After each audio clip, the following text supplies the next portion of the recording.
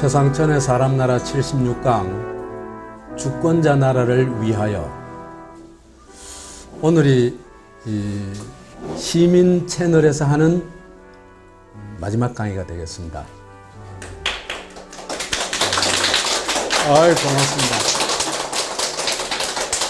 제가 전번에 강의를 할 때, 강의라기보다 약간 브리핑을 할 때, 댓글 올린 분 중에 여기 고별 강의에 참여하시겠다는 분이 계셔가지고, 제가 그때 사람 밴드를 소개했더니, 나 이렇게 많이 오실 줄 전혀 상상을 못 했습니다.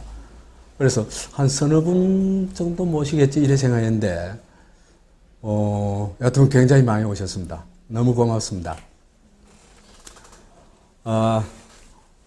오늘은 종강이기 때문에 강의안 없이 그냥 할까 또 생각을 해봤는데, 그래도 또 여기 오신 분만 있는 것도 아니고, 그죠? 또 동영상을 보는 분도 있고 해가지고 강의안을 좀 마련해가지고 제가 한 1시간 이내에 줄이고, 그 다음에 또 여기 이왕 오셨으니까 우리 같이 한번 의견을 나눠보는 것도 괜찮을 것 같습니다. 한국이요, 어떤 면 극과 극의 나라라고 얘기를 할 수 있어요. 출산율이 최저이고, 그 다음에 자살률이 최고이고, 이런 측면, 그 다음에 장시간 노동, 또 그 멕시코 다음 정도이고, 또 남녀 차별도, 그죠? 세계 최악이고, 이런 지표들을 보면 이건 완전히 생지옥이거든요. 또 반면에 과정이 어떻든 우리나라 산업 중에 세계 산업을 리드하는 산업들도 있지 않습니까? 그죠? 반도체 산업이라든지 몇몇 분야든 리드하는 산업도 있고, 그 다음에 시민들의 생활 안전에 있어서는 한국도 꽤 안전한 나라거든요. 이런 면에서 볼 것 같으면 굉장히 좋은 나라 같고, 그래서 한국 어떻게 보면요, 극과 극이 공존하는 나라다, 이렇게 볼 수 있을 것 같습니다.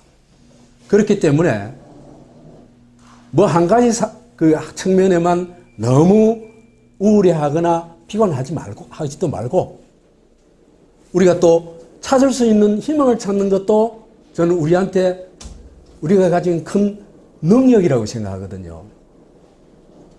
그래서 이 두 가지 측면을 좀 얘기하자면은 굉장히 많은 얘기를 해야 되겠죠, 그죠? 근데 오늘은 그걸 다 얘기할 수는 없고, 간단하게 좀 두 가지 얘기만 좀 하고, 거기에서 우리가 이 희망을, 여튼 우울한 여러 가지 증상들이 있지만 그 속에도 정말 다른 나라에서는 발견하기 어려운 굉장히 큰 희망이 있고, 그걸 어떻게 하면은 정말 우리 사회 전체가 아주 좋은 그런 환경을 가진 나라가 될 수 있을까? 이걸 같이 고민해보는 자리가 되었으면 좋겠습니다. 한국이요, 최악인 측면이 여러 가지 있습니다만은, 그 중에서도 제가 볼 때 정말 있을 수 없는 일이 한국에서는 당연한 듯이 받아들여지고 있는 게 있어요. 그래서 지금 이 한미 상호 방위 조약에 대해서는 제가 강의에서 몇 번 얘기했었죠. 몇 개 얘기했는데, 이게 개인으로 말하자면 신체 포기각서다. 그래서 미국이 자기 나라에서도 하지 못하는 짓을 한국에서 마음대로 할 수 있다. 이런 거는 지금 세계에서 그런 나라가 없거든요. 우리하고 비슷한 처지에 있었던 게 필리핀이었습니다. 그런 상위 방위 조약이 있었어요. 그런데 필리핀 의회에서 그거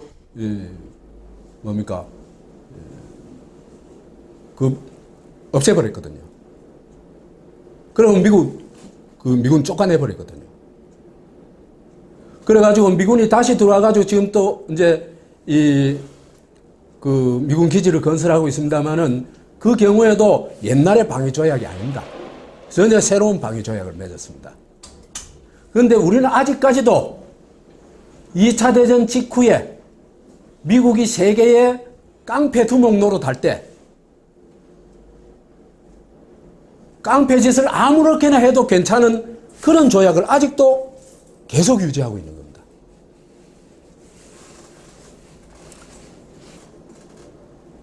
그래서 지금 한국은요, 세계 최악의 미국 속국이다. 속국 중에서도 어느 정도 속국이냐?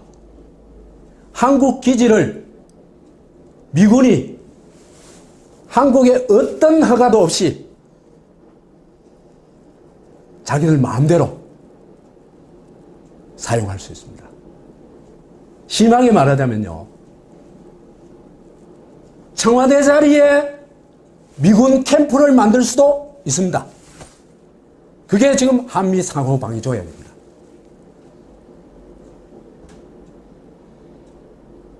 그래서 지금 미국이 하는 짓거리를 볼 것 같으면 전략자산이라는 게 이거는 미국이 최종적인 승리를 하기 위해 가지고 적을 초토화할 수 있는 전략 무기들이거든요. 이 전략 무기는 자국 내에서는 그 자국을 벗어나는 일이 거의 없습니다. 그런데 지금 한반도에 미국의 전략 자산이 총출동하고 있죠. 이게 누구 땅이란 얘기입니까? 한국 땅입니까? 미군 기지입니다. 한국인들이 이걸 빨리 알아야 돼요. 그런데 국회의원들 중에 또는 정치인들 중에 이걸 얘기한 사람이 있습니까? 요거 비슷하게까지 얘기한 사람 한 사람 나왔어요. 누굽니까? 예, 이재명이죠. 그 이외에는 아무도 이 얘기 안 합니다.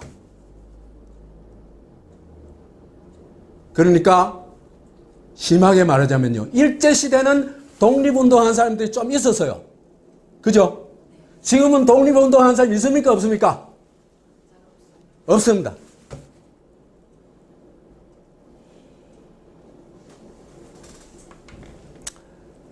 근데 더 한심한 거는 우리가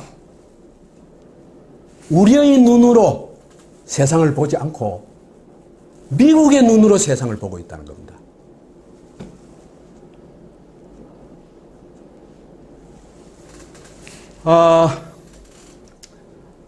베트남 전쟁 그러죠. 이게 베트남 전쟁입니까? 베트남에서 저끼리 일어난 전쟁입니까? 아니죠. 미국의 침략 전쟁, 미국의 베트남 침략 전쟁입니다. 그렇죠? 이라크 전쟁 마찬가지, 아프가니스탄 전쟁 마찬가지, 한국 전쟁은 한 반쯤 걸었습니다. 걸프 전쟁, 이 모두 미국 침략 전쟁입니다.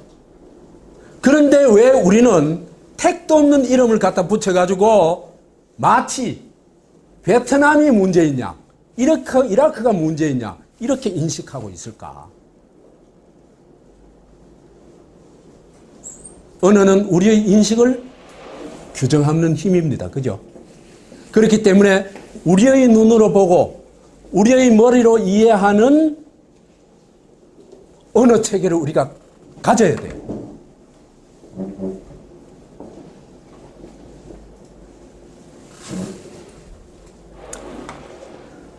그런데 한국인들의 상당수가 그죠? 미국의 눈으로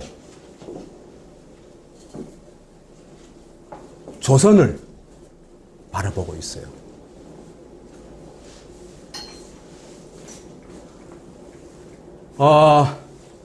이건 조금 우리가 지금 그죠 보고 있는 게 미국의 선제 타격론이라는 게 있죠, 그죠? 마치 이 얘기 들으면 뭐가 생각이 납니까? 북한이 엄청난 잘못을 해가지고, 그죠? 도발을 해서 그 도발한 것을 미국이 무슨 정의가 군대가 된 듯이 응징하는, 그러니까 그 어떤 이 인류의 큰 재앙을 하나 제거하는 것처럼 그런 시각으로 보고 있거든요.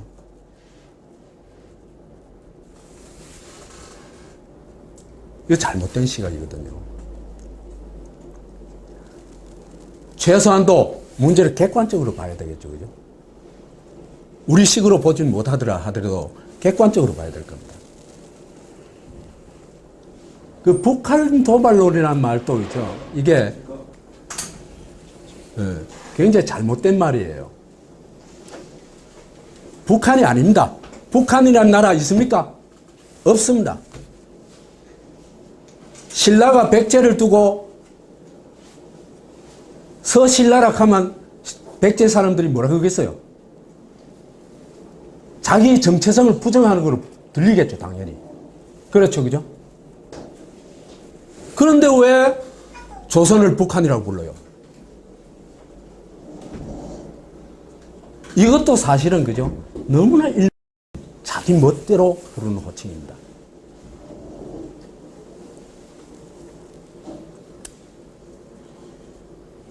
그 다음에요. 조선민주주의 인민공화국이 도발했다. 일면은 맞아요. 미국이 하지 마라 하는 거 자꾸 하니까. 근데 그건 누구 입장입니까? 미국 입장이죠. 그러니까 북한은 이것을 그렇습니다. 조선은 지금 뭘 얘기하고 싶은 거냐? 너희들이 우리를 공격하면 우리는 절대로 너희들한테 안 지고 용납을 안 해. 우리 자위 능력이 있어. 이걸 얘기하고 싶은 겁니다. 이건요, 고도의 지성이 필요한 인식이 아닙니다. 그죠? 이거요, 수국 꼴통 사람들도 다 아는 얘기입니다. 내가 유별나가지고 이런 얘기 하는 게 아닙니다. 내가 특별한 안목이 있어서 그 전혀 아닙니다.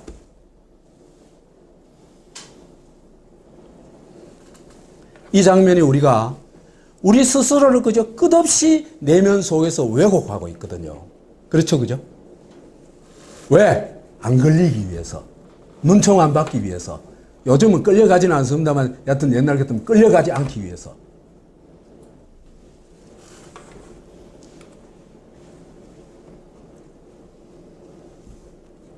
객관적 시각으로 볼 것 같으면요. 미국은 동북아시아에서 사탄이 필요합니다. 왜 그러냐면요. 동북아시아는 이미 새로운 세계의 새로운 중심이 되어가고 있습니다. 구중심이 어딥니까? 유럽이었죠. 그죠? 그 다음 현재의 중심은 미국이 중심이죠. 그런데 불언간 동북아시아가 중심이 됩니다. 그거는 핵심은 경제 규모가 결정하는 거예요. 그러면은 미국은 여기에서 계속 개기고 있어야 됩니다.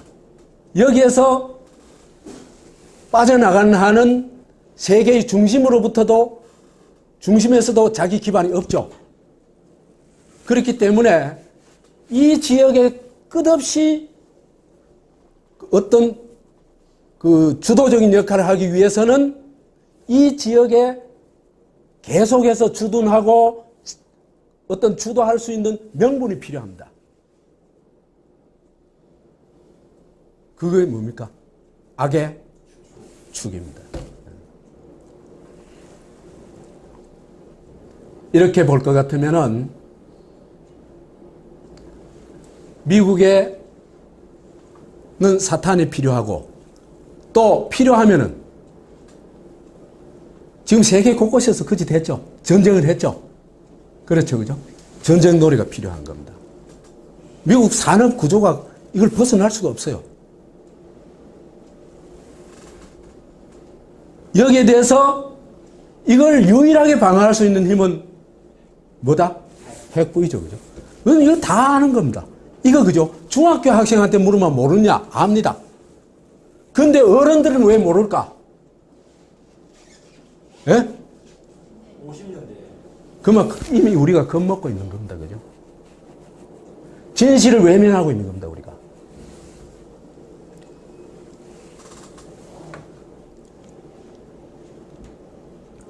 그렇게 볼 것 같으면 이 선제 타격론이라는 것도요. 그죠? 선제 타격이 아니라 미국의 조선 침략입니다. 한국인들이 이걸 그냥 정직하게 이해하면 돼요. 이거는 아까도 얘기했다시피 엄청난 지성이 필요한 게 아니에요. 그냥 있는 그대로 직관하면 돼요.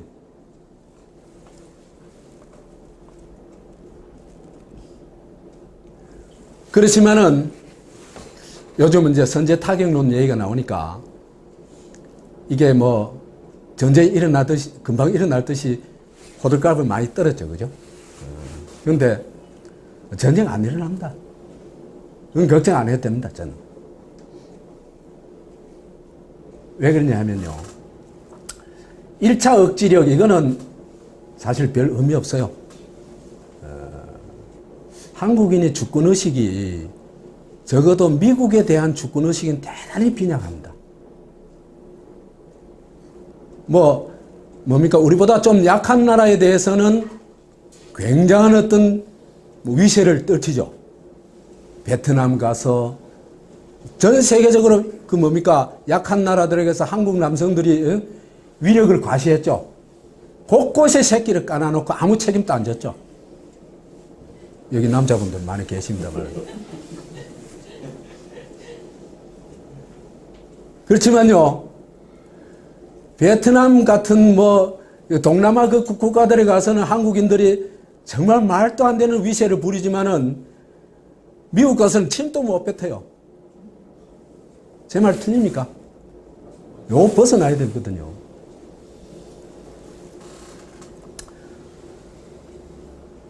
그러면 실제로 일자 억지를 하는 것은 그렇게 중요하지 않고 미국은요, 저거 하고 싶으면 해요. 그런데 2차 억지력부터는 이거는 굉장히 큰 힘입니다. 핵을 가지고 있는 거는 최고의 전쟁 억지력이죠. 그러니까 근데요, 이게 북한 핵만 중요한 게 아닙니다. 남한도 핵 지뢰밭이죠. 그렇죠? 핵발전소, 핵 지뢰밭입니다. 그러면요, 한반도 전체가 전쟁이 일어났을 경우에, 전면전이 일어났을 경우에 핵 폭발 지역이 되어버립니다. 그러면 이게 한반도에 그치느냐? 절대 아닙니다. 그러면 이거는 인류의 재앙이 되거든요. 그렇기 때문에 북핵은요, 어마어마한 전쟁 억지력이다. 이렇게 문제를 인식할 때 이 문제를 풀 수가 있어요. 그렇죠, 그죠? 왜? 조선은 절대로 포기를 안 할 테니까. 평화가 절대적으로 보장되지 않는 한. 그렇겠죠? 죽으려고. 그 다음에 3차 억지력은요, 한반도에 그런 전쟁이 일어났을 때 중국이 어떻게 될까?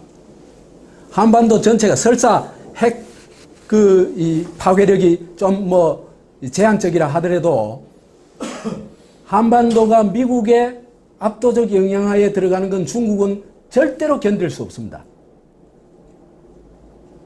그렇기 때문에 중국은요, 3차 대전이 벌어진 한이 있어도 선제 공격 용납 안 합니다. 이번에 시진핑하고 트럼프 만났죠, 그죠?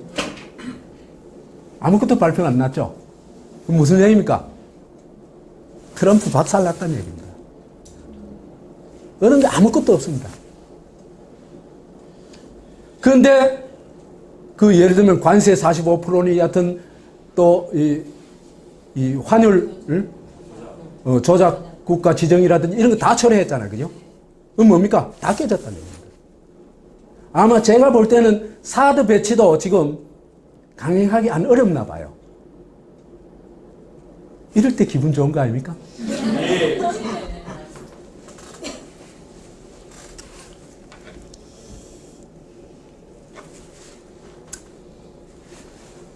이 한국인이 그죠? 지금 따져보면요. 소위 을사늑약, 외교권을 빼앗긴 을사늑약으로부터 지금까지 그죠? 타율적 과정을 못 벗어나고 있어. 112년 동안. 일본한테 당하고 미국한테 당하고. 그래서 이 112년의 오랜 기간 동안 그죠? 한국인한테 굉장히 심각한 어떤 트라우마 정도가 아니고 심각한 증상이 나타나요. 자기의 눈으로 세상을 보지 못하는 겁니다. 그래서 이게 이제 미국, 일본 탓만이 아니고 국내 독재 정권 탓도 있습니다. 그죠?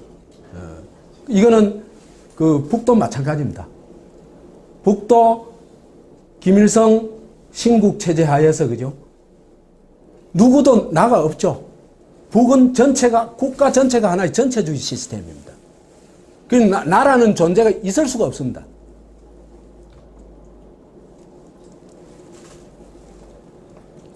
그래서 우리가 국가, 민족, 경상도 이런 집단주의에 매몰되어 있다는 겁니다. 그 운동 경기할 때 그죠? 저는 일본하고 축구할 때도 잘 안 보지만은 거의 안 봐요. 뭐 별 축구에 관심이 없으니까 별로. 간혹 보더라도 응원 안 해요. 그냥 즐겨요, 축구를. 일본 놈도 잘하면, 야, 잘한다 하고. 우리 응원단이 아니거든요. 그래서 이 집단주의에서 한국인들이 빨리 빠져나와야 나라를 찾아낼 수가 있거든요. 저는 이게 한국 사회에서 굉장한, 제1의 과제라고 저는 생각을 합니다. 그래서 우리가 그죠? 나를 나라고 부르지 뭐라고 뭐랍니까? 절약하죠, 그죠? 나는 이카는 사람 누굽니까? 전두환이 정도밖에 없습니다. 아닙니까? 네. 맞습니다. 네. 그 다음에 나의 집 안 가죠. 우리 집, 우리 마누라라 그래요. 이거 나 참 마누라 뭐 만들어요? 이상한 사람 만들죠. 그 다음 저희라 그래요. 이건 집단을 그러니까 이래가지고 그 모습이 딱 떠오르죠. 이거는 겸손의 차원이 아니고 그 하인, 노예적인 사고의 표현입니다. 그래서 제가 여기 뭐 젊은 분도 안 계시겠습니까? 애들한테요, 절대로 시키지 말아야 될 게 있어요. 나는 앞으로는 절 시키지 말라고 얘기하고 싶어요. 절. 그 무릎 꿇는 행동은요, 시키면 안 돼요. 그 다음 그거 안 됩니다. 그 하인들 인사입니다. 그래서 서로 당당하게 나를 보여주고 그 상대방도 당당한 개인으로 인정해주고 존중해주는 것. 그게 우리한테는 너무 절실해요. 그러다 보니까 국가적 주체성도 굉장히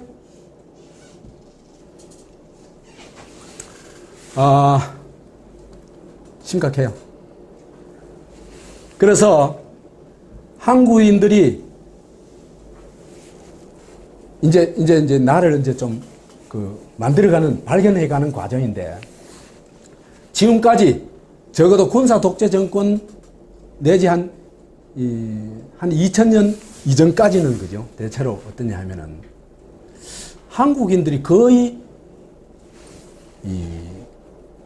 나라는 존재를 인식하지 못하고 집단주의에 매몰되어 있다면 보니까 집단주의 종교에 신도화되어 있었어요. 신도가 되어 있으면 그 신도가 되어 있는 데는 뭐가 있습니까? 신이 있고 성령이 있고 신격화되는 게 있고 의례가 있고 이런 게 다 있죠. 그렇죠. 그죠? 이 종교가 그죠? 종교가요. 인류가 종교에서 빠져나온 건 어마어마한 혁명입니다. 종교에서 그죠? 한번 종교의 덫이 그 어떤 사회가 걸리게 되면요. 1000년을 가도 빠져나오기 어렵습니다. 서구가 그랬죠. 예수, 보도 듣도 못한 예수를 무조건 믿어가지고 거기로부터 1000년 동안 못 빠져나왔죠. 그렇죠. 그죠? 그래서 어떤 진실도 직시할 수가 없습니다. 성경에서 가르치는 걸 한 걸음도 벗어날 수가 없었어요. 대중들이. 그러면 어떻게 됩니까? 누구의 노예? 권력의 노예, 성직자의 노예가 되는 겁니다. 지금 우리가 그런 세월을 살아왔는 겁니다. 그래서 이제 그 중에서도 이제 아직도 맹위를 잃지 않고 있는 것. 국가교입니다. 남북한의 국가교가요. 남북한 다 이제 국가교가 지배하는데 이게 좀 양상이 달라요. 남한에는 시장 경제다 보니까 국가를 이제 절대화하고 그랬는데 북한은 국가를 지배하는 자를 절대화했죠. 그죠? 김일성이 절대화되죠. 그래서 남한은 제가 제 나름대로 이름 붙인 게 남한은 태극교가 지배하고 북한은 뭐가? 수령고가 지배하는 사회가 됐다는 겁니다. 그래가지고 태극교와 수령교에 해당되는 이 종교적 의례와 절차들이 그죠? 다 있어요. 예를 들어볼게요. 국가는 성역이었죠. 지금까지. 누구도 개입을 못했습니다. 그 진 몇몇 사람들이 독점을 했습니다. 요즘은 이제 촛불이 뭘 했습니까? 이 국가 권력을 어떻게 했어요? 제압했죠. 그죠? 이게 역사적 사건입니다. 그래서 국기에 대한 충성맹세를 했죠. 아직도 이거 거부할 사람 좀 나타나고 있긴 있어요. 어디 가면 나타났냐? 야구장 가면 나타난대요. 야구장에서 뭡니까? 시작하기 전에 국기에 대한 격려할 때 거부할 사람들이 많대요. 지금 젊은 사람들. 나는 그 박수를 보내고 싶어요. 거기에서 빠져나와야 돼요. 국가교에서. 국가는 뭐다? 내가 충성할 그 무엇이 아니고 나의 주권을 실현하기 위한 수단이다. 이게 민주공화국의 제1원리입니다. 그죠?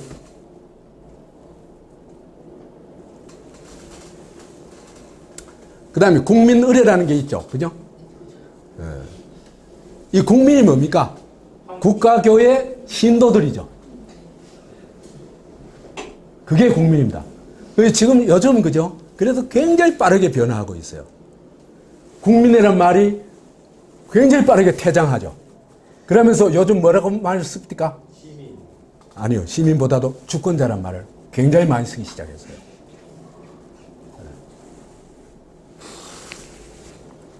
그래서 이제 국민이라는 거는 통치 대상이죠. 그죠?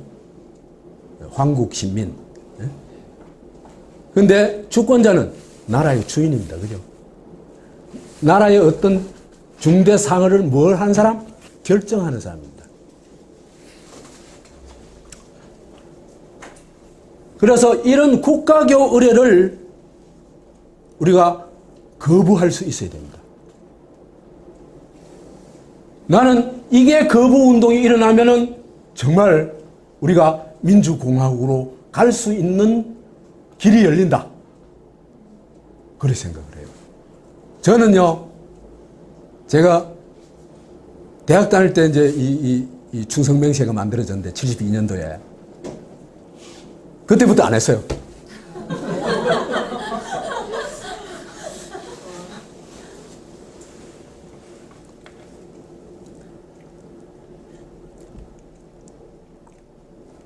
그래서 우리가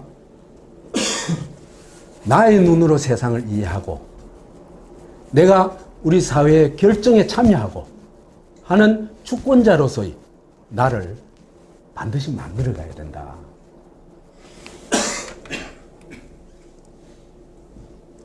그래서 민주화운동을 통해 가지고 이런 전체주의고 집단주의적인 이런 걸 굉장히 빠르게 해체하고 있습니다, 지금. 예를 들면요, 이런 집단주의의 질서가 뭐냐면 상명하복 질서죠. 군대식 질서입니다. 그죠? 그래가지고 윗사람, 아랫사람, 사람을 아예 계단을 지어 넣죠. 그죠? 그리고 윗사람, 아랫사람, 뭐도 순서도 있다. 찬물에도 순서가 있다 그래요. 그죠? 순서 없습니다, 찬물에. 그래서 이제 이 집단주의 문화, 전체주의 문화는 그죠? 어떤 이 건물 바깥으로 가면은 이건 다 거의 해체됐어요. 시위 현장에 가가지고 그죠? 지가 나이 좀 많다고 어이 비켜 이럴 수 있어요? 택도 없습니다. 요즘요 노인들이 가가지고 자리 비켜 해도요 이상한 놈 다 있네 그래 쳐다봐요. 그래서 이제는 사회 영역에서는 그게 이제 다시 말해서 거리에서는 이제는 전체주의, 집단주의는 거의 무너졌습니다. 그런데 조직 안에 들어가면은, 건물 안에 들어가면은 쫙 위계 질서가 서죠. 대학까지 그래요. 그건 안 되거든요. 그거 다 깨부숴야 됩니다.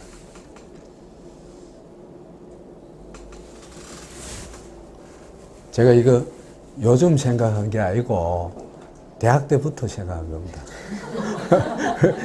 저는 뭐 그래 살아왔고요. 그러다 보니까는 뭐 이단 비슷하게 뭐 취급받았어요. 그래서 지금 한국인들이 여하튼 이 전체주의에서 빠르게 벗어나지만 아직 건물 안에서는 그걸 못 벗어나고 있고, 그 다음에 국가교라는 우리한테 너무나 강렬하게 각인되어 있는 거기서는 아직 못 빠져나오고 있다. 그렇지만 이것도 언젠가는 우리 깰 수 있겠죠, 그죠? 그래서 한국 시민으로부터 지금 현재 한국인들이 개인화가 굉장히 빠르게 되고 있어요. 그렇지만 아직 주권자 의식은 좀 빈약하다. 그래 얘기를 할 수 있습니다. 그래서 우리가 개인으로 분화되는 거 요까지는 좋지만은 사회적 약자들도 당당하게 자기를 주권자로서 주장할 수 있고 요구할 수 있는 그런 사회로 바꿔나가야 되겠죠. 힘 있는 사람들은 주권자로서 역할을 하지만은 힘 없는 사람들은 주권 행세를 못 하죠. 주권자 행세를 못 하고 있죠, 지금 실제로.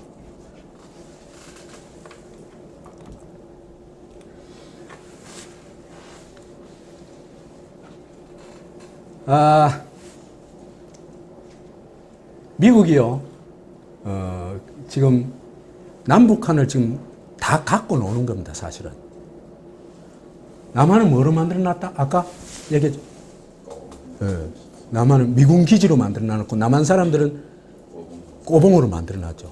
그래가지고 미국에 대해서는 감히 거부를 못하고 부정을 못합니다. 부정하면 뭐로 몰린다? 이적 발견이로 몰린다. 그러다 보니까 어느 정도까지 심각한 정신착란에 걸리냐 하면은 3일 전날 태극기 들고 나가서 흔들어야 될 거 아닙니까? 성조기 들고 나가서 흔들었어요. 갈볼 도리가 없는 겁니다. 사실은 3.1절에는 미국을 강렬하게 규탄하고 거부해야 되겠죠. 왜? 가스라 테프트 조약으로 그죠? 완전히 일본 놈한테 던져준 거죠, 한국을. 그런데 그런 창란을 일으키고 있었던 게 우리의 지난 역사였다.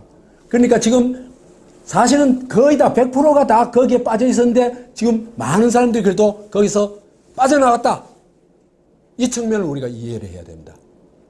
그러면 우리한테는 뭐가 있습니까? 희망이 보이죠.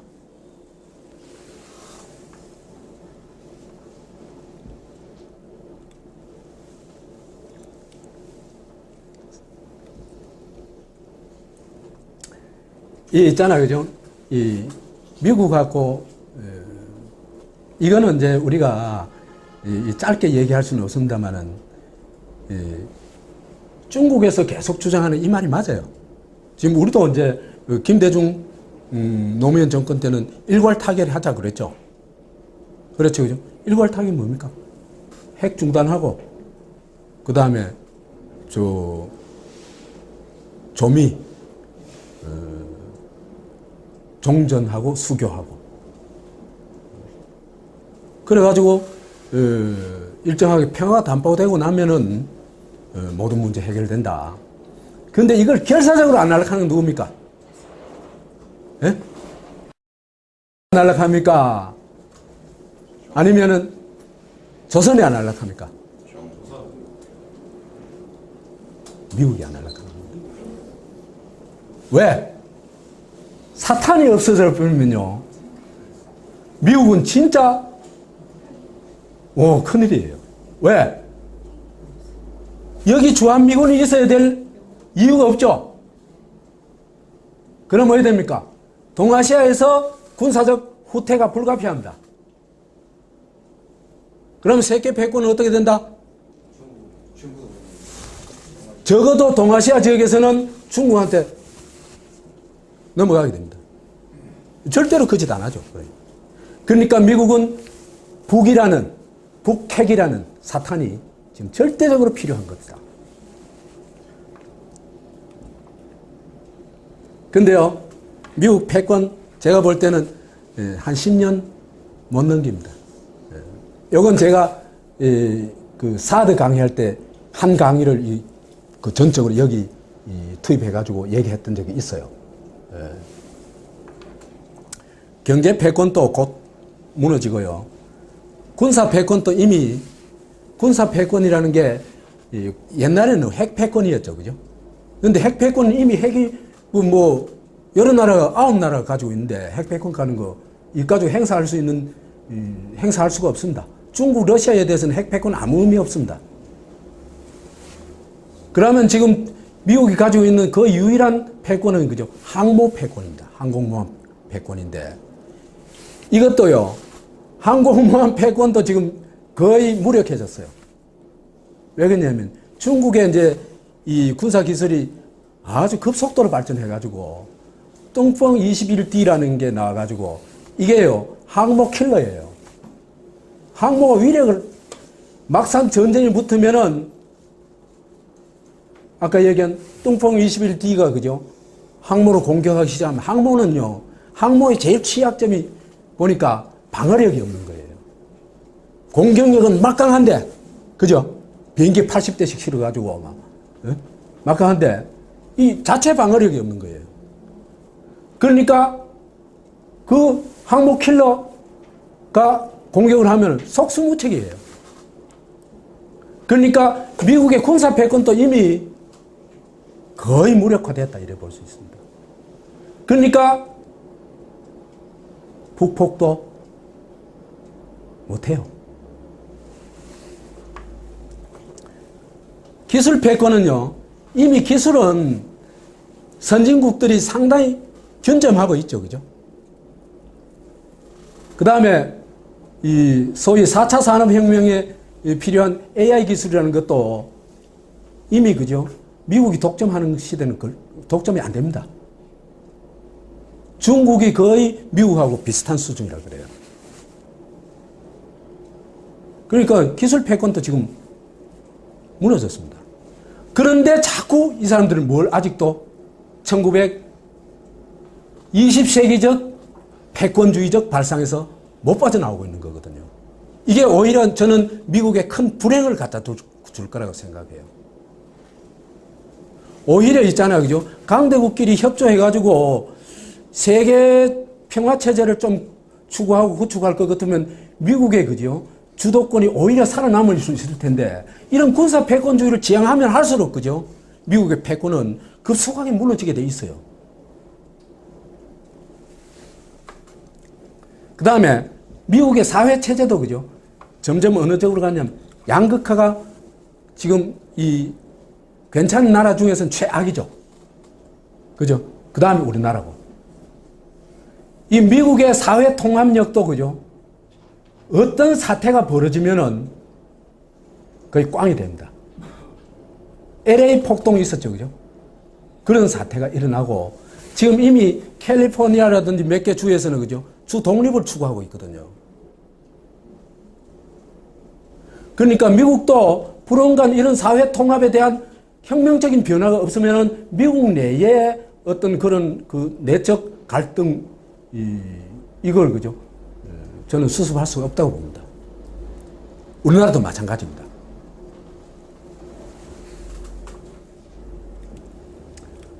중국도 형편없는 나라고.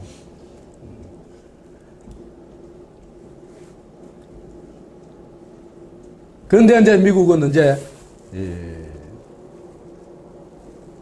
이 패권을 유지하기 위해서 지금 계속 발악을 하고 있는 거죠. 중국 포위 작전 그 핵심입니다.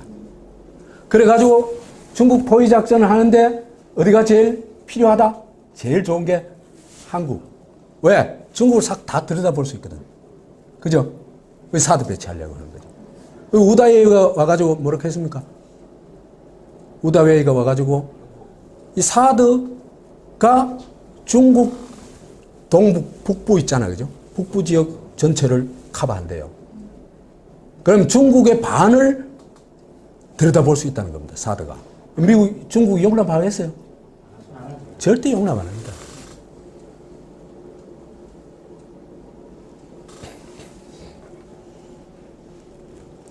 그래서 이럴 때 우리가 그죠? 이건 뭐 요 짧은 시간에 얘기할 수 없습니다만 이럴 때 우리가 할 수 있는 일이 있어요.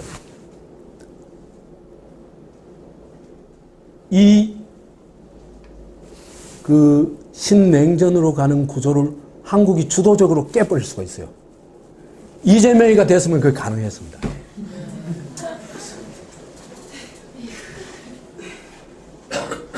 왜 그러냐 하면요. 이걸 깨는 일은요. 그 다음에 북한을, 이 북을 좀 이제 이 개방으로 끌고 가는 일은요. 저는 남북 협력 이외의 길이 없다고 생각을 해요. 남북 협력을 하기 시작하면요. 미국의 사탄 논리도 거의 다 무너져요. 그래서 이제 그런 길을 가면서 제 생각이 이래요. KTX하고 고속도로만 있잖아. 그죠? 북한에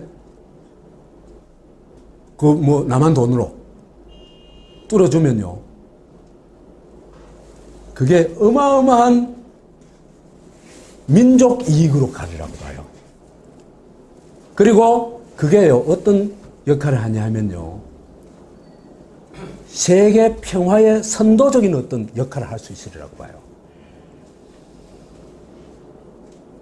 그러려면 그런 담대한 계획과 추진력이 있는 사람이 나를 맡아야 되겠죠. 참 아쉽죠. 그래서 사드를 거부하고 평화를 주도하면서 미국하고 중국하고는 둘 다 서로 친하면 되는 거예요. 둘 다 뭐 친하자. 미국도 하고도 친하자. 중국하고도 친하자. 이래 하면서 그죠?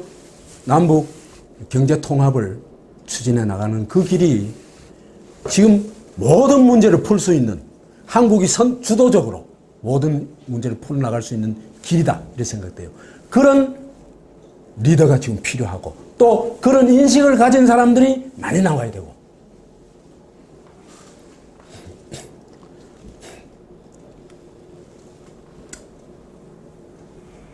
자, 이런 우리가 정말 말도 안 되는 이 준식민지 시대에 살고 있지만 그 속에서 일어나는 일은 또 경이로운 일들도 있죠. 예. 그 중에 하나가 촛불혁명이라고 할 수 있습니다.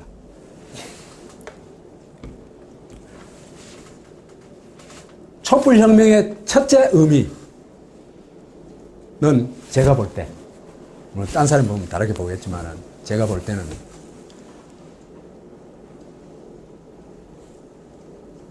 한국인들이 스스로가 주권자임을 증명했다. 이렇게 볼 수 있습니다.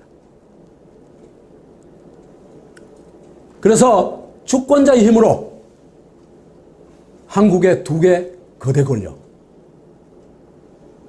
국가 권력, 자본 권력을 무릎 꿇게 했습니다. 그죠? 이게 결정적으로 중요한 것이다. 그래서 이 힘이 우리 사회 전체의 어떤 변화를 이끌어내는 힘으로 되도록 우리가 만들어내야 되겠죠. 네.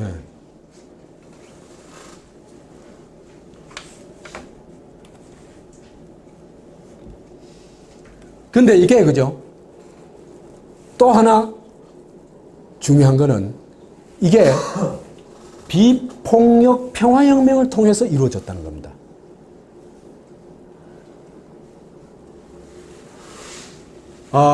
우선요, 이 시위에서 비폭력 전술이 가지고 있는 위력을 정말 보여줬어요. 그죠? 그러니까 폭력을 휘두를 수 없도록 상대방이 폭력을 휘두르면 오히려 있잖아요. 궁지에 몰려가지고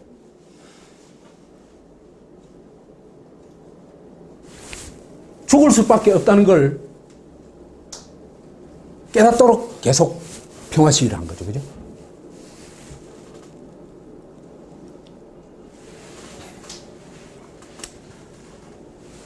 그 다음에 이 과정이 그죠? 어떤 이 한국인의 주권자 의식에 맞는 수준의 공동의 목표를 제시하고 그거에 집중해가지고 한국 주권자의 7, 80%가 동의를 할 수 있는 걸 그 촛불의 이 과제로 제시했거든. 그죠? 그렇잖아요. 그죠? 오버 안 했죠. 그죠? 그게 성과를 이뤄낸 또 중요한 어떤 힘이었다고 생각이 듭니다. 그 다음에요. 또 하나 우리가 만약에 이런 일이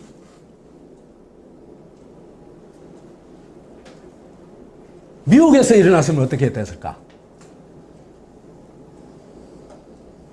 저는 제법 많은 사람이 죽었으리라고 생각합니다. 한국의 공권 영역, 군사정권 시절에는 형편없었죠. 그죠? 그렇지만 적어도 87년 민주화 이후에 오늘날 이름까지 차츰차츰 진화돼가지고, 그죠? 한국의 공권력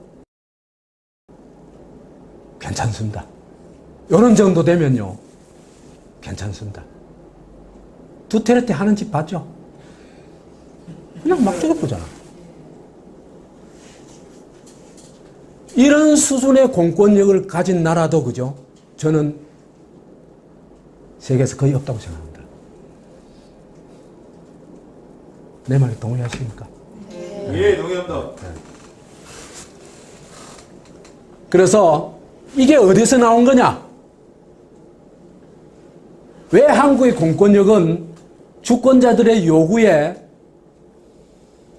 순응하고 폭력을 휘두르지 않았을까?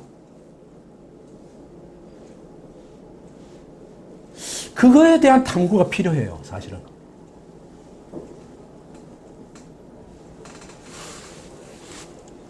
저는 한국에 이게 많이 거슬러 올라가면은 홍익인간 국가론이라고 생각을 합니다. 무슨 얘기냐면요.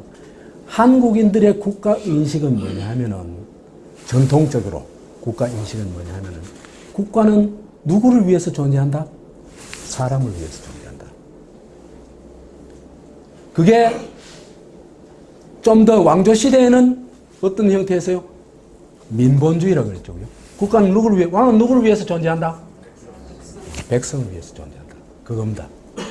이게 그죠? 한국인의 정서 속에서 굉장히 강렬하게 퍼져 있고 그게 마인드가 돼 있어요. 그렇지 않을 때 한국인들이 어땠습니까? 분노했죠. 그죠? 저항했고.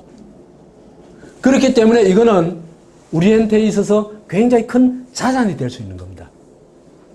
국가가 그렇게 폭력적이지 않다는 거. 저 뭐예요? 미국에서 그 경찰이 하는 행동들 보면 유럽도 거의 마찬가지인 것 같아요. 너무 난폭해요. 그래서 이런 걸 볼 때 우리 사회가 공존의 국가, 민주공화국으로 갈 수 있는 가능성이 확인됐다. 이렇게 얘기할 수 있을 것 같습니다. 그 다음에 이 과정에서 200만의 촛불 주권자가 탄생했죠. 저는 대체로 촛불에 참여했는 분들이 한 200만 정도 된다고 봅니다. 200만 정도. 이분들은 그죠? 자기 시간을 내가지고, 자기 돈을 내가지고, 촛불을 들고, 나가가지고 같이 했거든, 그죠? 이 과정 자체가 어떤, 주권자들의 참여의 한 힘이 아니었나 생각을 합니다. 그런 과정에서 이제 국가를 제압하는 그런 어떤, 과정을 목격하고 경험했죠, 그죠? 그러므로서 이제는 국가 앞에 충성맹세 드린 존재가 아니고 국가의 주인으로서 자기 인식이 나오게 된 거죠. 이게 큰 자산입니다. 네.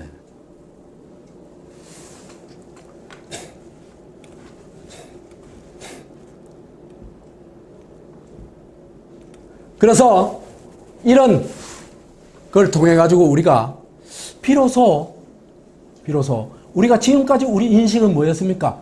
국민이라는 인식이었죠. 그죠? 우리 스스로 국민이라고 생각했죠. 그래서 뭐라 그랬습니까? 자기 얘기를 할 때도 최상철은 이렇게 얘기한다가 아니고 국민의 한 사람으로서 얘기한다 그랬죠. 그냥 내가 얘기하는 거예요. 각자. 국민으로 한 사람으로서 얘기할 필요가 전혀 없습니다.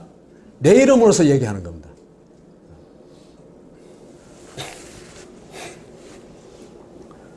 그래서 이 200만 주권자가 탄생함으로써 이제는 주권자 시대를 열었다. 이렇게 볼 수 있습니다. 주권자의 힘으로 국가를 제압하고 또 이제 주권자 의식을 가진 사람들이 탄생한 거죠. 이들이 앞으로 어떤 역할을 하냐 하는 게 한국 사회에 굉장히 중요합니다. 그 다음에 동행 리더 출연. 이재명 얘기입니다. 얘기 많이 할까요? 생략할까요?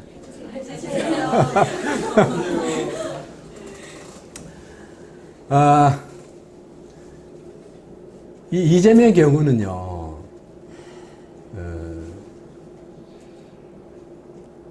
굉장히 독특해요. 이재명의 첫째 능력을 제가 꼽으라고 할 것 같으면 실사구시 능력이라고 생각해요. 학습 능력도 굉장히 빼어나요.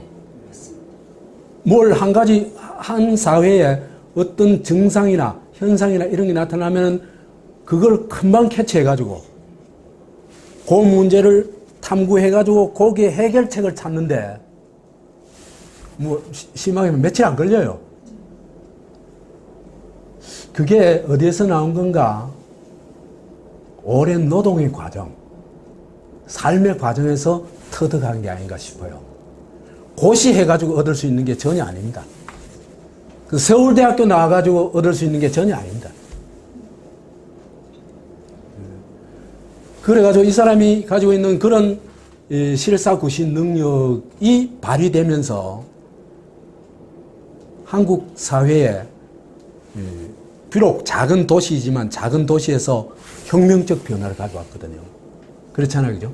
이거는 뭐 한마디로 말하면 최악의 도시에서 최고의 도시를 만들어 놨잖아요. 불과 한 4, 5년 만에. 그거 더 설명이 필요 없겠죠. 근데요, 이것만큼 또 중요한 거는 뭐냐면 그 과정의 모든 갈등 요인들을 흡수해가지고, 그죠? 진보와 보수의 갈등, 청년과 노인의 갈등, 그 다음에 또 빈부의 갈등, 그죠? 뭐 이런 갈등 요인들을 거의 다 흡수해요. 오히려 그 갈등 요인들을 흡수할 뿐만 아니라 그 사람들의 동의를 얻어내고 참여를 만들어내요. 이게 굉장한 능력이에요. 그거 아무나 되는 게 아닙니다. 노무현은 그거 하나도 못 했죠. 오히려 자기가 작살났겠죠. 그죠? 통합력이 하나도 없다는 얘기입니다. 그래서 이 사람은 상위공경회, 뭐 6.25 전후회 이런 사람들까지, 그 다음에 그 꼴통 할배들까지 현수막을 걸어가지고 이재명을 말이지 뭡니까 탄압하지 마라 이런 식의 현수막을 내걸어가지고 옹호할 정도예요. 상상할 수 없는 일이 벌어진 겁니다.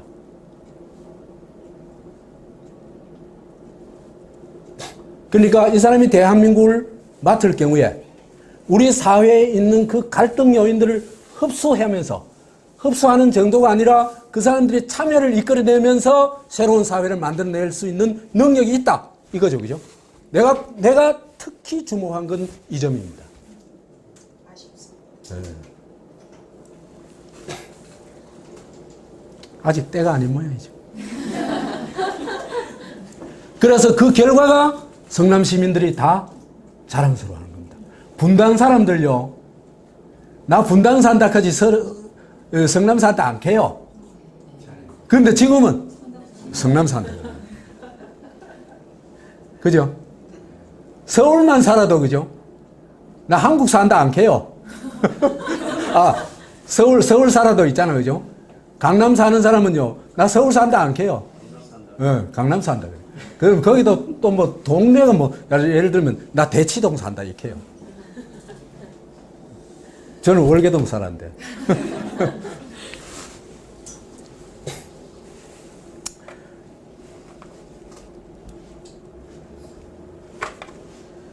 그래서 이 사람이 나는 4년 동안, 앞으로 몇 년 동안 더 단련되고 더 능력을 키워갔으면 싶어요.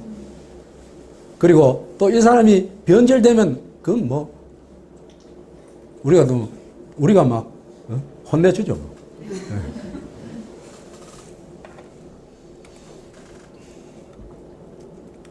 그래서 이 촛불 과정을 통해서 우리가 그죠? 이루어낸 것들을 눈여겨봐야 됩니다. 민주화 운동 과정을 통해서는 우리가 뭘 얻었어요? 사실 자유를 얻었죠. 그렇죠? 이제는 국가가 개인을 마구잡이 끌고 가거나 탄압하거나 하는 건 불가능하죠. 아직 완전히 없어졌다고 할 수는 없지만은 기본적으로는 자유를 얻었죠, 우리가. 그렇지만 그 자유의 결과는 뭐였습니까? 양극화였죠. 그렇죠?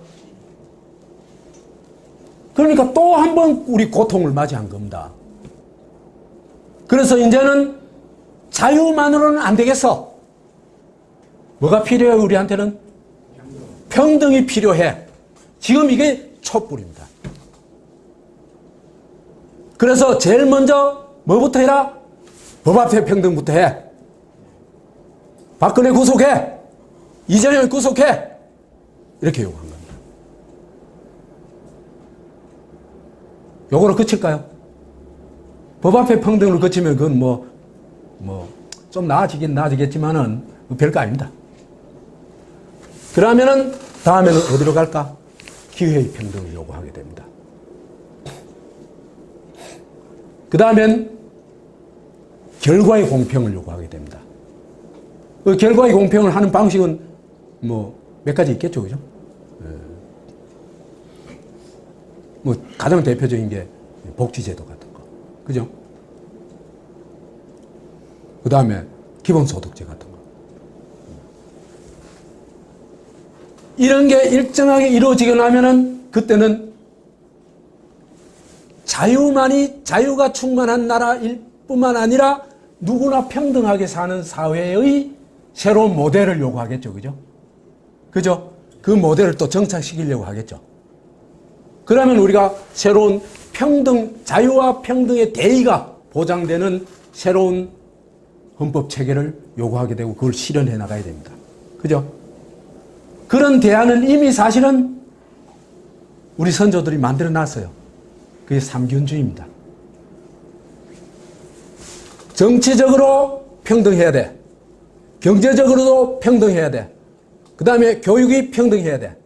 이게 삼균주의입니다. 이미 우리 대한민국의 새로운 다른 나라의 어떤 데서도 찾아볼 수 없는 대안을 마련해 놨어요. 1940년대에. 우리가 그걸 아직 실현하지 못하고 있을 뿐입니다.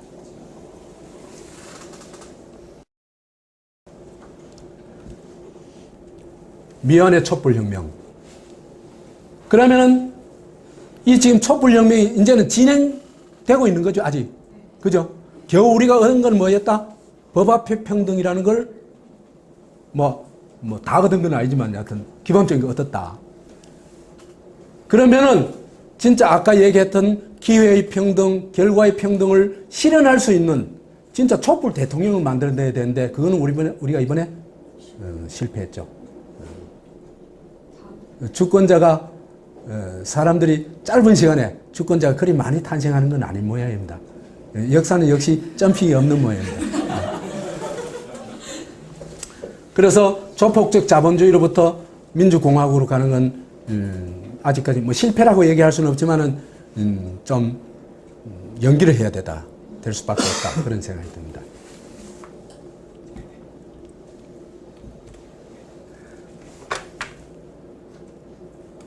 생각합시다.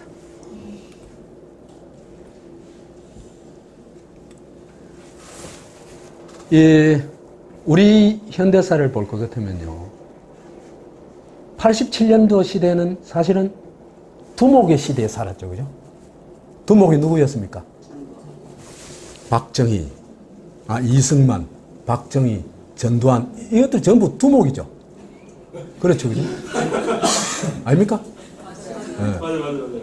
두목이 모든 권한을 다 가진 두목 주권주의 시대였습니다. 그렇죠. 그죠? 근데 민주화 운동을 통해 가지고 이걸 엎었죠. 엎어가지고는 그 다음에는 자본주의 시대로 가게 됩니다. 사실은요, 그 이전까지도 자본주의가 아닌 건 아닌데 자본주의란 특징보다는 조폭적 특징이 훨씬 강했어요. 그럼 주 마음에 안 든다고 저거 조작하면은 말이죠. 끌고 가서 조지고 간첩 만들어버리고 죽여버리고 지 마음대로 했습니까? 이제 그래 못하죠. 그래서 자본주의가 시대로 가게 되면서 소위 자본주의 체제 하에서 성공한 사람들의 시대가 됩니다. 그 성공한 사람들을 우리가 흔히 뭐라고 부르죠? 스타라고 부릅니다. 스타.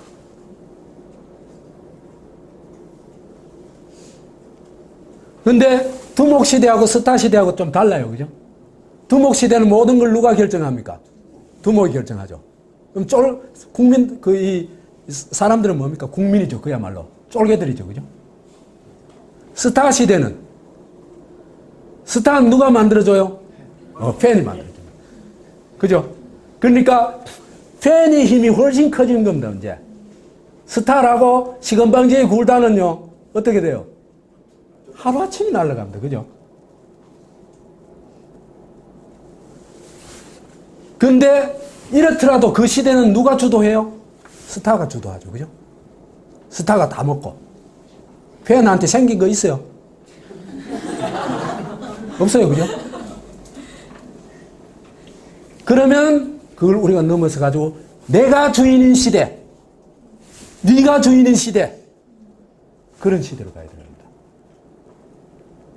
그게 주권자 시대라고 얘기를 할 수 있습니다. 그런데 우리는 지금 그런 주권자들이 얼마 정도 생겼다? 한 200만 정도 생겼다는 겁니다. 이거 굉장히 큰 자산입니다. 그래서 이런 주권자 시대를 넘어가지고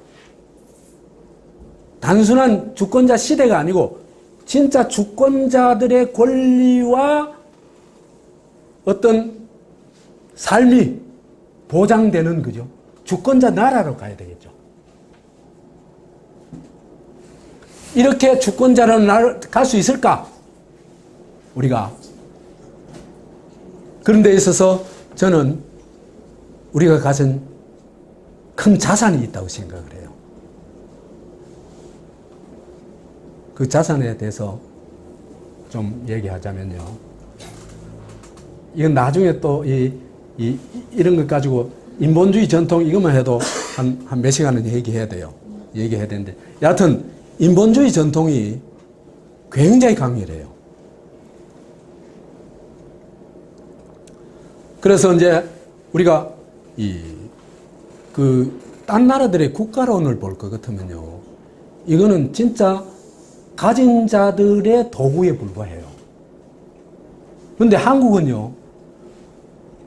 실제 어떻든 간에 한국인들의 어떤 인식 속에서는 그죠. 국가는 거기에 사는 사람들의 삶을 위해서, 사람들을 위해서 존재한다는 이 생각은요.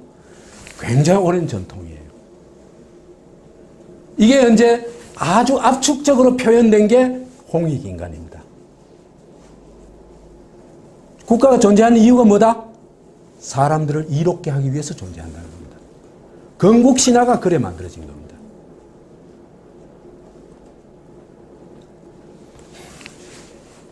그 다음 민본주의에 가서도요. 서구의 직접 생산자들은 노예 아니면 농노였죠. 자기가 없는 존재들입니다. 그런데 한국은요. 공민입니다. 이게 공민. 뭐 선거권이 그때 선거 하나 할 때 아니니까 공민일 뿐만 아니라 기본적으로 생산수단을 국가에서 보유하도록 보장하고 있습니다. 우리 왕토 사상 그러면 그게 전부 왕의 땅이다 그런 뜻으로 생각하는데 왕의 토지다가 아니고 땅 전체가 왕의 것인데 이때 이 실제 소유라는 뜻이 아닙니다. 하나의 이념적인 것입니다. 그러면 그걸 왜 왕이 소유해야 되냐? 귀족 몇 놈이 그 독점하는 거 안 된다 이 얘기입니다. 그리고 왕토 사상이 절대 나쁜 게 아닙니다. 에? 그래야 누구한테 나눠줄 수 있어요? 농사 짓는 사람한테 나눠줄 수 있죠. 그렇죠?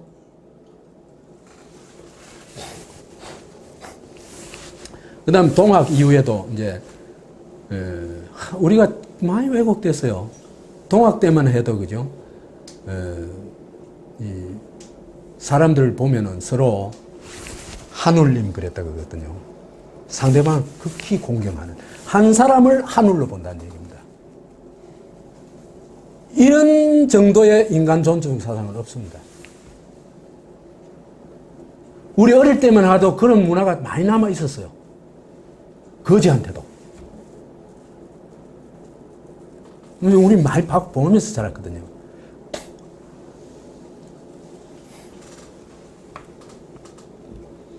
그래서 이런 전통이 있고, 그 다음에 한글과 한국어. 이거요. 굉장히 큰 자산입니다.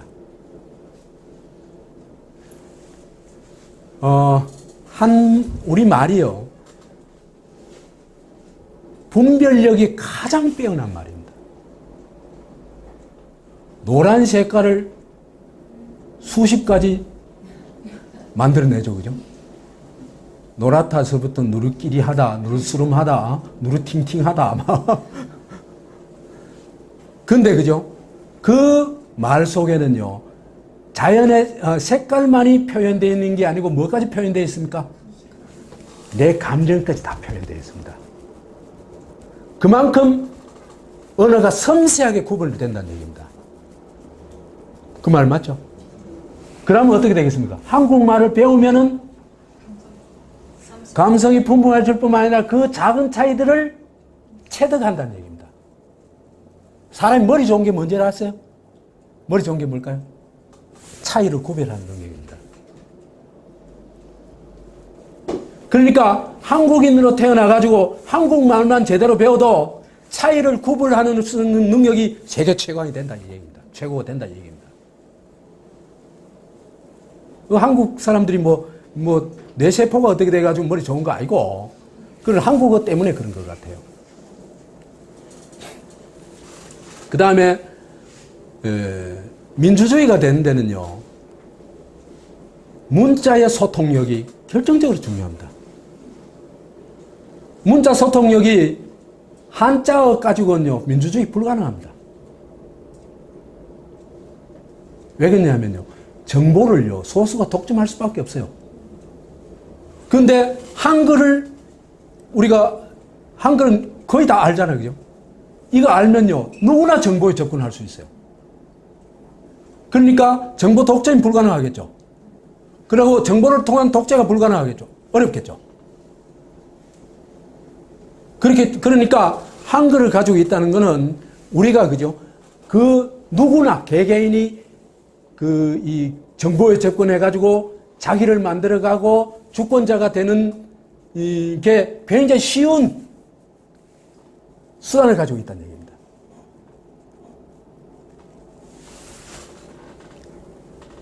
그래서 이게 주권자 나라로 가는 굉장히 큰 무기다.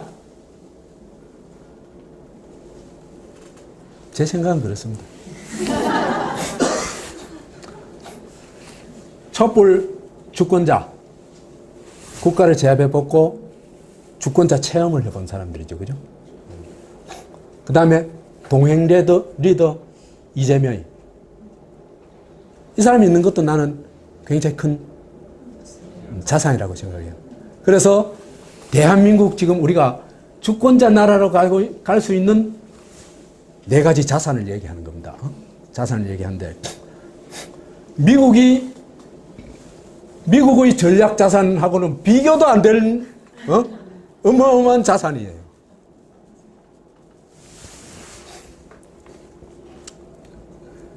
학습 능력이 좋고 실사구시 능력도 좋고 한데, 그 다음에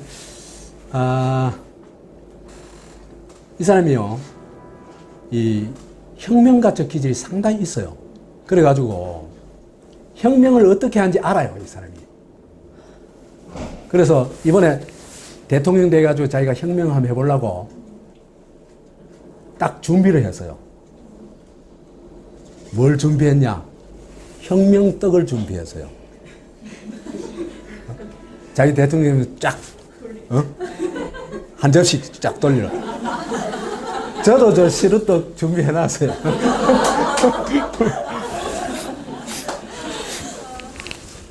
혁명떡 한 접시씩 받았더면요, 사람 안 달라요.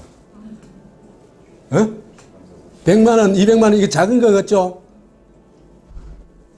없는 사람들한테 이것도 큰 돈이에요. 그러면 국가로부터 자기가 도움을 받고 있다는 인식이 생기고 주권자로서의 의식이 깨어. 이때까지 우리 여기 참 이 도움이 되는 분들도 많았습니다. 우리 특히 시민 채널 송쌤이 아주 이 송쌤이 없었으면 저는 아무것도 못 했습니다. 너무너무 고맙다는 말씀드립니다. 예, 제 강의는 여기서 마치도록 하겠습니다. 고맙습니다.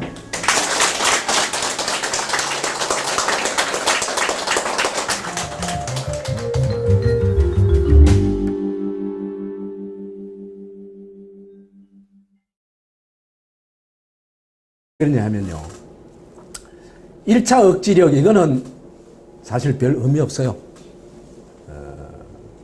한국인의 주권의식이 적어도 미국에 대한 주권의식은 대단히 빈약합니다.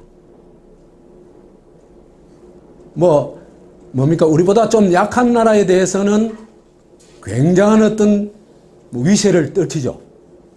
베트남 가서 전 세계적으로 약한 나라들에게서 한국 남성들이 위력을 과시했죠.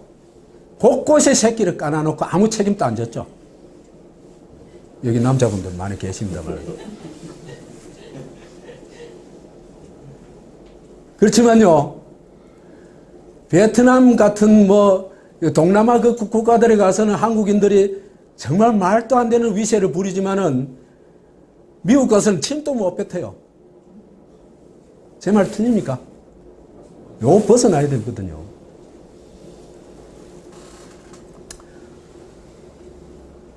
그러면 실제로 일자 억지력 하는 거는 그렇게 중요하지는 않고, 미국은요, 저거 하고 싶으면 해요. 근데 2차 억지력부터는 이거는 굉장히 큰 힘입니다. 핵을 가지고 있는 거는 최고의 전쟁 억지력이죠. 그러니까, 근데요, 이게 북한 핵만 중요한 게 아닙니다. 남한도 핵 지뢰밭이죠. 그렇죠? 핵발전소, 핵 지뢰밭입니다. 그러면요, 한반도 전체가 전쟁이 일어났을 경우에, 전면전이 일어났을 경우에 핵 폭발 지역이 되어버립니다. 그러면 이게 한반도에 그치느냐? 절대 아닙니다. 그러면 이거는 인류의 재앙이 되거든요. 그렇기 때문에 북핵은요, 어마어마한 전쟁 억지력이다. 이렇게 문제를 인식할 때 이 문제를 풀 수가 있어요. 그렇죠, 그죠? 왜? 조선은 절대로 포기를 안 할 테니까. 평화가 절대적으로 보장되지 않는 한. 그렇겠죠? 죽으려고. 그 다음에 3차 억지력은요, 한반도에 그런 전쟁이 일어났을 때 중국이 어떻게 될까? 한반도 전체가 설사 핵 이 파괴력이 좀 제한적이라 하더라도 한반도가 미국의 압도적 영향하에 들어가는 건 중국은 절대로 견딜 수 없습니다. 그렇기 때문에 중국은요, 3차 대전이 벌어진 한이 있어도 선제 공격 용납 안 합니다. 이번에 시진핑하고 트럼프 만났죠, 그죠? 아무것도 발표가 안 났죠? 무슨 얘기입니까? 트럼프 박살났다는 얘기입니다. 그런 게 아무것도 없습니다. 그런데 예를 들면 관세 45%니 여하튼 또 이 환율 조작 국가 지정이라든지 이런 거 다 철회했잖아요. 그죠? 그럼 뭡니까? 다 깨졌다는 얘기입니다. 아마 제가 볼 때는 사드 배치도 지금 강행하기 안 어렵나 봐요. 이럴 때 기분 좋은 거 아닙니까?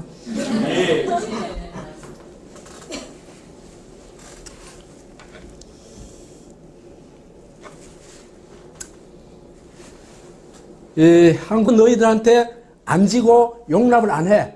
우리 자위 능력이 있어. 이걸 얘기하고 싶은 겁니다. 이건요, 고도의 지성이 필요한 인식이 아닙니다. 그죠? 이거요, 수구 꼴통 사람들도 다 아는 얘기입니다. 내가 유별나가지고 이런 얘기 하는 게 아닙니다. 내가 특별한 안목이 있어서 전혀 아닙니다.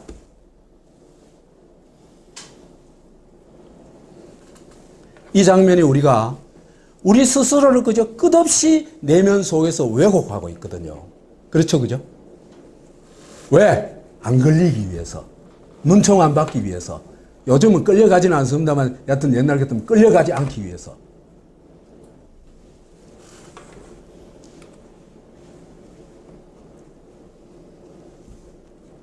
객관적 시각으로 볼 것 같으면요, 미국은 동북아시아에서 사탄이 필요합니다. 왜 그러냐면요, 동북아시아는 이미 새로운 세계의 새로운 중심이 되어가고 있습니다. 부중심이 어딥니까? 유럽이었죠. 그죠? 그 다음 현재의 중심은 미국이 중심이죠. 그런데 불언간 동북아시아가 중심이 됩니다. 그거는 핵심은 경제 규모가 결정하는 거예요. 그러면은 미국은 여기에서 계속 개기고 있어야 됩니다. 여기에서 빠져나가는 한은 세계의 중심에서도 자기 기반이 없죠. 그렇기 때문에 이 지역에 끝없이 어떤 그 주도적인 역할을 하기 위해서는 이 지역에 계속해서 주둔하고 어떤 주도할 수 있는 명분이 필요합니다. 그게 뭡니까? 악의 축입니다. 이렇게 볼 것 같으면은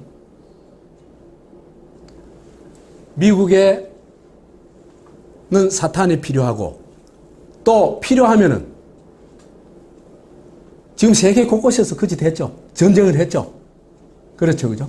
전쟁 놀이가 필요한 겁니다. 미국 산업 구조가 이걸 벗어날 수가 없어요. 여기에 대해서 이걸 유일하게 방어할 수 있는 힘은 뭐다? 핵부이죠. 그죠? 이거 다 아는 겁니다. 이거 그죠? 중학교 학생한테 물으면 모르냐? 압니다. 근데 어른들은 왜 모를까? 예? 50년대. 그만 이미 우리가 겁먹고 있는 겁니다. 그죠? 진실을 외면하고 있는 겁니다. 우리가.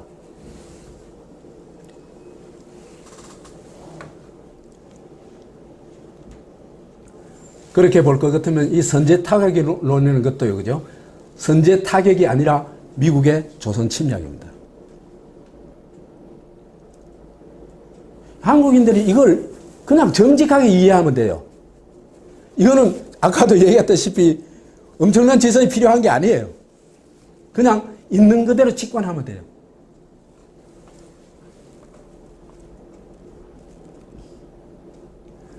그렇지만은 요즘은 이제 선제 타격론 얘기가 나오니까 이게 뭐 전쟁이 일어나듯이 금방 일어날 듯이 호들갑을 많이 떨었죠. 그죠? 그런데 전쟁 안 일어납니다. 그건 걱정 안 해도 됩니다. 저는. 왜? 그 중에서도 제가 볼 때 정말 있을 수 없는 일이 한국에서는 당연한 듯이 받아들여지고 있는 게 있어요. 그래서 지금 이 한미 상호 방위 조약에 대해서는 제가 강의에서 몇 번 얘기했었죠. 몇 개 얘기했는데 이게 뭐 개인으로 말하자면 신체 포기각서다. 그래서 미국이 자기 나라에서도 하지 못하는 짓을 한국에서 마음대로 할 수 있다. 이런 거는 지금 세계에서 그런 나라가 없거든요. 우리하고 비슷한 처지에 있었던 게 필리핀이었습니다. 그런 상위 방위 조약이 있었어요. 그런데 그 필리핀 의회에서 그거 뭡니까? 없애버렸거든요. 그러면 미군 쫓아내버렸거든요. 그래가지고 미군이 다시 들어와가지고 지금 또 이제 미군 기지를 건설하고 있습니다만은 그 경우에도 옛날의 방위 조약이 아닙니다. 전혀 새로운 방위 조약을 맺었습니다. 그런데 우리는 아직까지도 2차 대전 직후에 미국이 세계의 깡패 두목 노릇할 때 깡패 짓을 아무렇게나 해도 괜찮은 그런 조약을 아직도 계속 유지하고 있는 겁니다.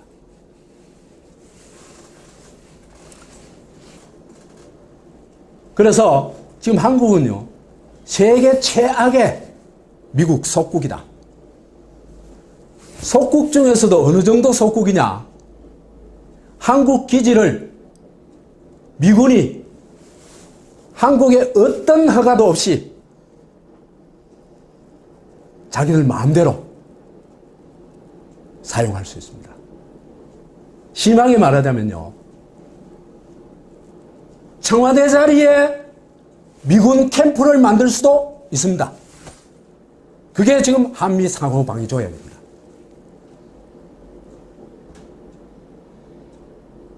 그래서 지금 미국이 하는 짓거리를 볼 것 같으면 전략자산이라는 게, 이거는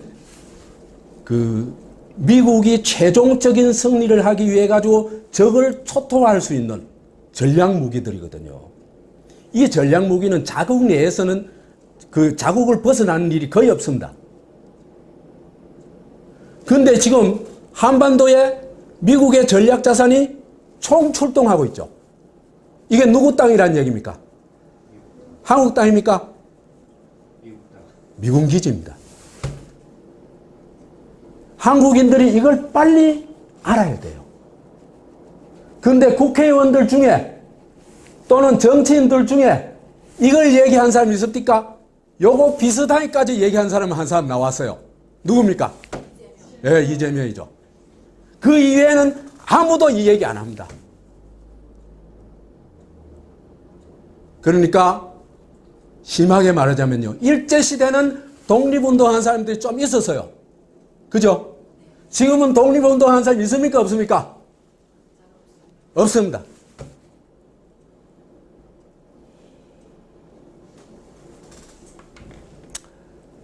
근데 더 한심한 거는 우리가 우리의 눈으로 세상을 보지 않고 미국의 눈으로 세상을 보고 있다는 겁니다.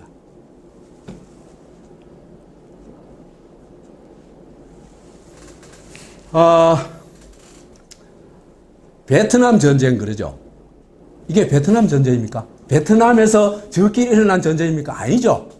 미국의 침략 전쟁, 미국의 베트남 침략 전쟁입니다. 그렇죠? 이라크 전쟁 마찬가지, 아프가니스탄 전쟁 마찬가지, 한국 전쟁은 한 반쯤 걸었습니다. 걸프 전쟁, 이 모두 미국 침략 전쟁입니다. 그런데 왜 우리는 택도 없는 이름을 갖다 붙여가지고 마치 베트남이 문제이냐, 이라크가 문제이냐 이렇게 인식하고 있을까? 언어는 우리의 인식을 규정하는 힘입니다. 그죠? 그렇기 때문에 우리의 눈으로 보고 우리의 머리로 이해하는 언어 체계를 우리가 가져야 돼요.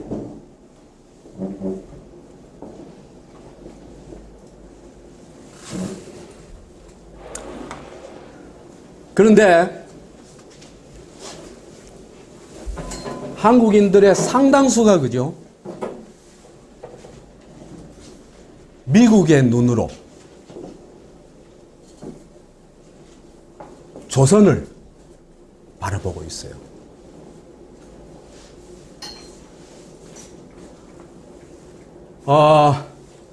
이건 조금 우리가 지금 그저 보고 있는 게 미국의 선제 타격론이라는 게 있죠, 그죠? 마치 이 얘기 들으면 뭐가 생각이 납니까? 북한이 엄청난 잘못을 해가지고, 그죠?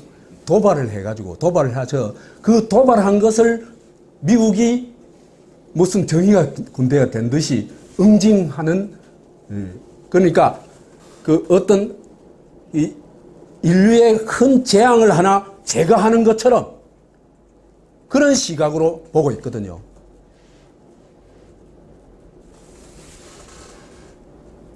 이거 잘못된 시각이거든요. 최소한도 문제를 객관적으로 봐야 되겠죠, 그죠? 우리식으로 보진 못하더라도 객관적으로 봐야 될 겁니다.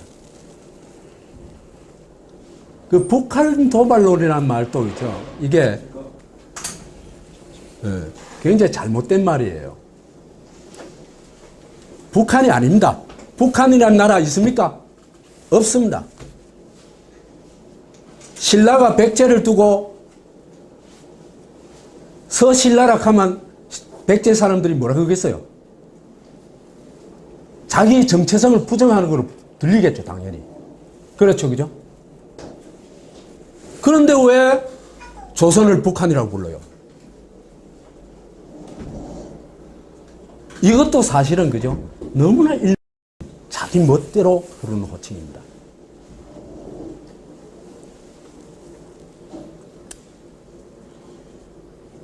그 다음에요. 조선민주주의 인민공화국이 도발했다. 일면은 맞아요. 미국이 하지 마라 하는 거 자꾸 하니까. 근데 그건 누구 입장입니까? 미국 입장이죠. 그러니까 북한은 이것을 그렇습니다. 조선은 지금 뭘 얘기하고 싶은 거냐? 너희들이 우리를 공격하면 우리는 절대로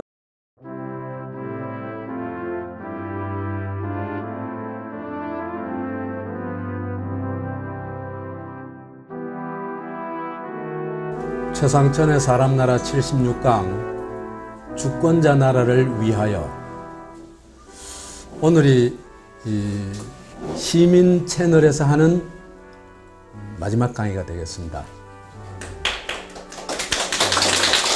아이, 고맙습니다. 제가 전번에 강의를 할 때, 뭐 강의라기보다 뭐 약간 브리핑을 할 때, 댓글 올린 분 중에 여기 고별 강의에 참여하시겠다는 분이 계셔가지고, 제가 그때 사람 밴드를 소개했더니, 나 이렇게 많이 오실 줄 전혀 상상을 못 했습니다. 그래서 한 서너 분 정도 모시겠지 이래 생각했는데, 여튼 굉장히 많이 오셨습니다. 너무 고맙습니다. 오늘은 종강이기 때문에 강의안 없이 그냥 할까 또 생각을 해봤는데, 그래도 또 여기 오신 분만 있는 것도 아니고, 그죠?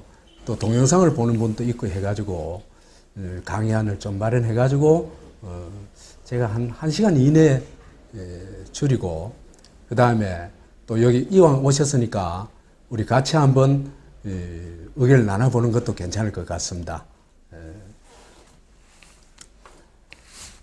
한국이요, 어떤 면 극과 극의 나라라고 얘기를 할 수 있어요. 출산율이 최저이고, 그 다음에 자살률이 최고이고, 이런 측면, 그 다음에 장시간 노동, 또 뭐 그 멕시코 다음 정도이고, 또 남녀 차별도 그죠? 세계 최악이고, 이런 지표들을 보면 이건 완전히 생지옥이거든요.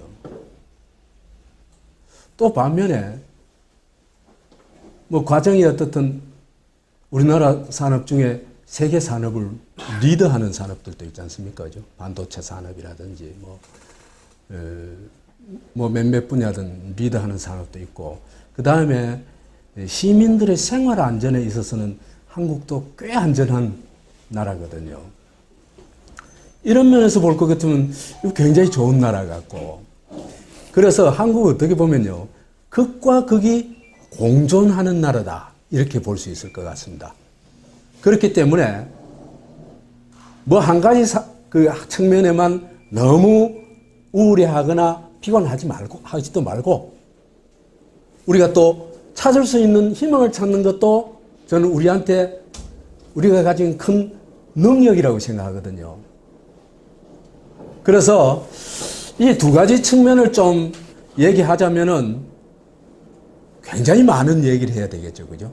근데 오늘은 그걸 다 얘기할 수는 없고, 간단하게 좀 두 가지 얘기만 좀 하고, 거기에서 우리가 이 희망을, 여튼 우울한 여러 가지 증상들이 있지만 그 속에도 정말 다른 나라에서는 발견하기 어려운 굉장히 큰 희망이 있고, 그걸 어떻게 하면은 정말 우리 사회 전체가 아주 좋은 그런 환경을 가진 나라가 될 수 있을까? 이걸 같이 고민해보는 자리가 되었으면 좋겠습니다. 한국이요, 최악인 측면이 뭐 여러 가지 있습니다만은